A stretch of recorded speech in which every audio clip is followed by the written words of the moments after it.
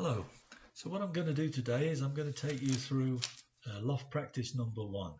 So this is the tower column.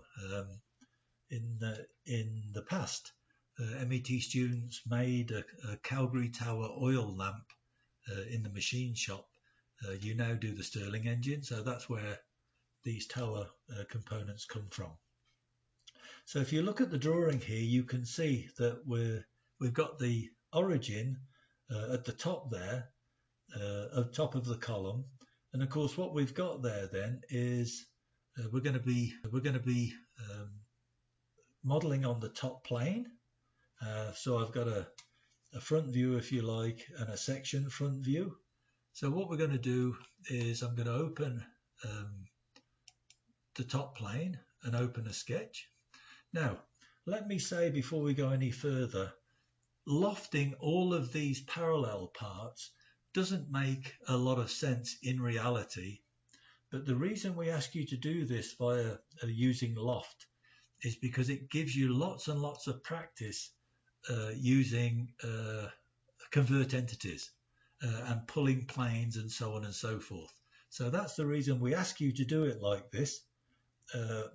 What you could do, obviously now you know what you know. You could very easily make this using a revolve, and that's what you'll find. There's many ways to achieve the same aim. We ask you to do these particular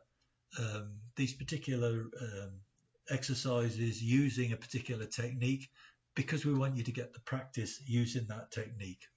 So what I'm going to do is I'm going to start off with a circle, and this is going to be the very top. So get the drawing so you can see what I'm seeing. This is the very top of the column, and the diameter that I'm interested in is 20 millimeters, and you can see that in the detail view there on the far right.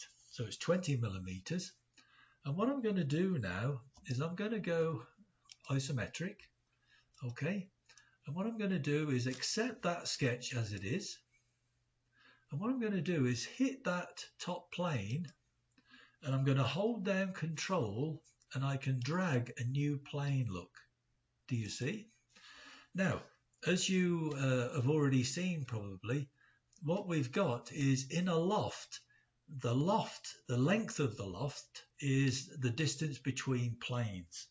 So if I look at the overall height of this guy, I've got to do a little bit of calculation. I've got 10 and 3 is 13, plus 3 is 16. So I'm going to put 16 millimeters, and that's the distance, the height, if you like, of that first 20 millimeter loft. If you look here, SolidWorks is telling me that this plane is fully defined, so that's perfect. I'm just going to say OK. And now I've got a second plane. And what I'm going to do now is right click and open a new sketch on that plane. I'm going to click my original circle, and I'm going to say convert entities. The reason I can do that is because that circle is exactly the same diameter as my original circle, and they're concentric. They share the same center. Okay, so I'm going to accept that. All right.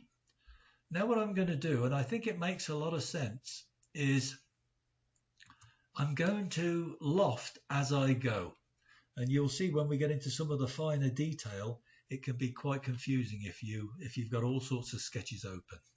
So what I'm going to do is I'm going to hit lofted boss base. You remember boss base is making material, and there's two ways I can select the two circles that I'm interested in, and one obviously is to click on them, okay, and the other one is just literally to hit in the manager here is just click sketch 1 and click sketch 2, and what it does is it joins these guys vertically, so there's no twist involved.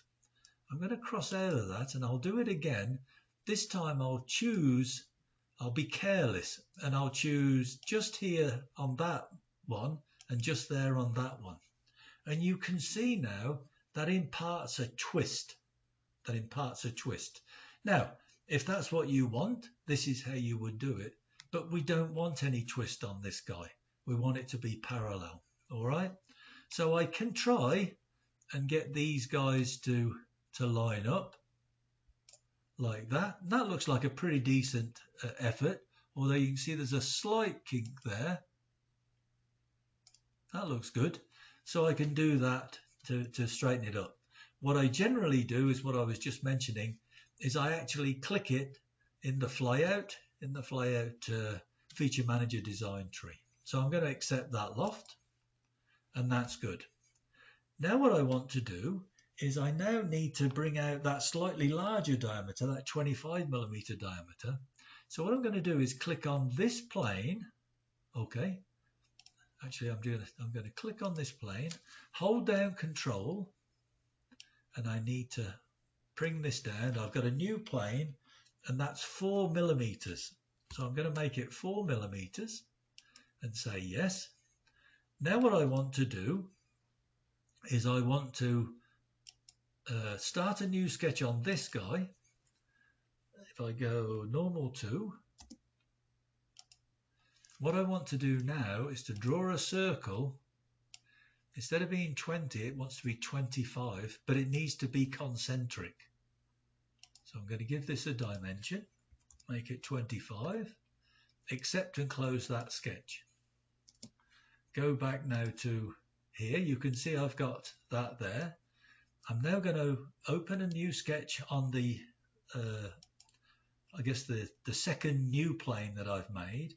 I'm going to hit that, and I'm going to do convert entities, and I'm going to close and save that. Okay. Now what I'm going to do, lofted boss base, I'm going to hit the flyout, and I want this one and that one, and I'm going to say yes please. All right. So far so good. Now what I want to do is I want to put in the small diameter of the tapered part, So I'm going to use this plane, and I do open a sketch on it. Let's go normal 2. There we go. I can see the bottom. It doesn't matter, but it's just probably easier for you guys if I show you that. And this is a very odd size. Don't worry about the fillets at the top and the bottom. We're going to put those on later. So this guy is 22.48, just underneath the head there. And I'm going to say OK. All right. I'm going to close and save that sketch. Now we'll go OK. Now what I want to do is to drag a new plane from this one like this, and I want it to be 111.5, 111.5, and say OK. So there it is, and I'm going to start a new sketch on it, draw a circle, and this one is again an odd number, and the diameter of this one is 37.47. Okay, I'm going to close and save that sketch. Okay, now what I'm going to do is I'm going to create this lofted boss base again. I'm going to hit the flyout, and I'm going to say sketch 5 please, and sketch 6, say yes please. Okay, I now want to do the base if you like. So what I'm going to do now is click on this, open a new sketch. I'm going to draw now a circle, which is the diameter of my base, which is 44mm. 44. Accept that. Now I'm going to click on and drag this guy, hold down Control, drag it, and it wants to be 13mm away. And I'm going to say yes please. Now what I need to do is to open a new sketch on the bottom plane, hit this guy and say convert entities, accept that guy. And now what I want to do is do my last lofted boss base. And I'll say sketch 7 please and sketch 8. Yes please. And there you can see I've got my basic shape. What I'm going to do now is I'm just going to click on these and just hide them. You can see there's an eye with a cross through it, so that just hides things. And it just helps to avoid confusion. And you can see these are all now hidden. If I wanted to show them again, I just right click and now I hit show, and there it is. So it just toggles hide and show. Okay, so you might say, well, Lyndall, why didn't you do that groove in the here, the relief groove there? I could have done that as a loft and lofted several more times. You can do that if you want to. To tell you the truth, I think life's too short for me to do that. So I'm just going to do that as a revolve cut in a minute. Let's put these fillets in. And the one at the bottom is R3.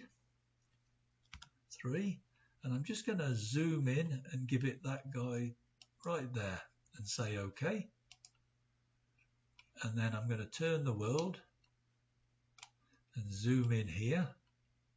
And that guy is R1.5. And again, I'm going to touch right in that corner and say, yes, please. That's all good. So that's those guys. I've got a chamfer. Oh, I need a chamfer. Let's cross out of that. I need a chamfer. That's this. And the chamfer on the top there is 1.5 by 45 degrees. And I'm just going to give it that top edge and say yes. All right. Now what I'm going to do is I'll open, I'll look at the plane that cuts right through this guy, and it's the front plane, and open a sketch on it. Go normal 2.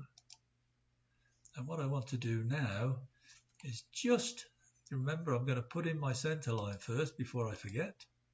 I'll just do that and drag it down till it snaps vertically. And now what I'm going to do is I'll do a corner rectangle and zoom in here. I want to pick up this edge. Don't hit the midpoint. Pick up this edge. Let's dimension this guy now. So it's going to be 10 from the top. From there to there is 10. The height of it is 3. 3. And then what have we got there? So we've got 18 millimeters. So I can do that to that and then just pull across. Look, do you remember? This gives you the radius, this gives you a diameter, and I want that to be 18. And there we go. And now all I need to do is go features, revolved cut, 360 please, say yes please. So that's that. So there are just 2 other things to do. And I need to put these holes in, and we're going to put them in using the hole wizard. So what we're going to do is let's do the top one first, hit hole wizard. So the type of hole I'm interested in is just a plain hole, this guy. It's just a hole. I want it to be in millimeters. Let's go with ANSI metric.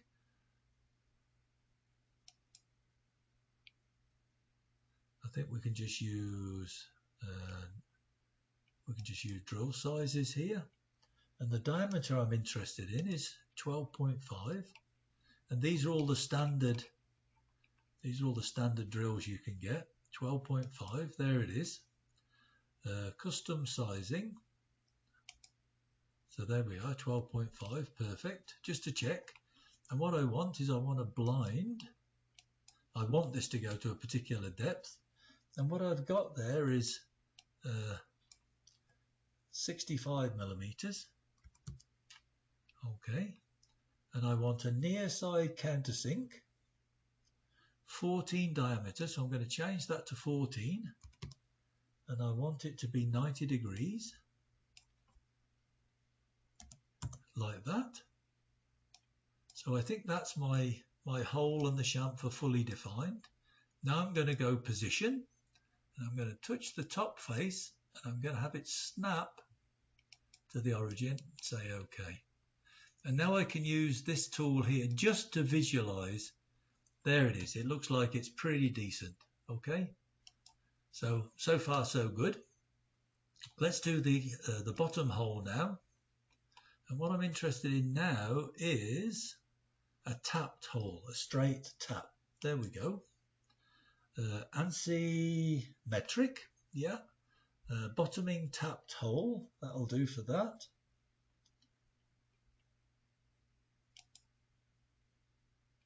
Let's just do a tapped hole. Now what I'm going to do is, what do I want? I want a diameter 5. So what I want actually is, let's use the thread itself, which is an M6 by 1. M6 by 1. Let's show custom sizing. So it's 5 and 118 degrees. I want it to be 5. The depth that I want is 25. So this is the hole depth, is 25. And the thread depth that I want is non-standard. The thread depth that I want is 15 rather than 12. And it shows them yellow because